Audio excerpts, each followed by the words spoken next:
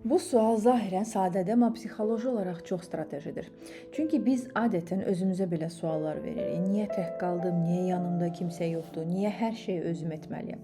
Bu suallar insanı gücsüz mövqeyə salır, diqqət çatışmayan yerə gedir.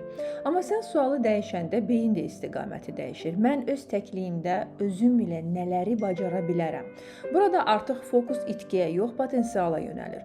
Bu sualı özünə verəndə bir neçə daxili proseslər başlayır. Birincisi, məsuliyyət aktivləşir. Çünki artıq gözləmə rejimindən çıxırsan, kimsə gəlsin, şərait dəyişsin, dəstək artsın, bunları kənara qoyursan, sual səni hərəkət mərkəzinə gətirir.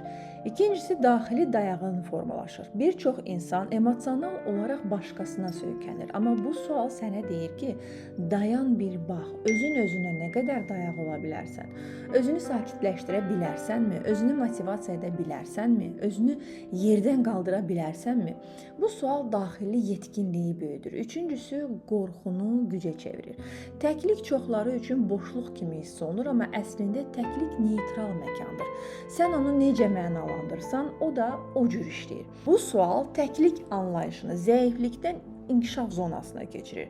Psixoloji olaraq bu çox vacib dəyişiklikdir. Çünki insan öz təkliyində bacardıqlarını gördükcə münasibətləri də daha sağlam olur. Artıq kimdənsə yapışmır, artıq qorxudan seçim etmir, artıq sənsiz yaşaya bilmirəm nöqtəsindən çıxır və səninlə daha gözəldir nöqtəsinə keçir. Bu fərq çox böyükdür. Bir də bu sual yaradıcılığı oyadır. Səssizlikdə insanın beyni daha yaxşı işləməyə başlayır. Özünü daha yaxşı eşidir, ideyalar yaranır, duyğular aydınlaşır, planlar formalaşır və səs-küy azalanda şüur dərinləşir. Ən önəmlisi isə budur. Bu sual insanı qurban mövqeyindən yaradıcı mövqeyə keçirir. Qurban soruşur, niyə belə oldu? Yaradıcı soruşur, burada nə yarada bilərəm? Və sən sualı bu formada verəndə artıq həyatın kənarında yox, mərkəzindəsən.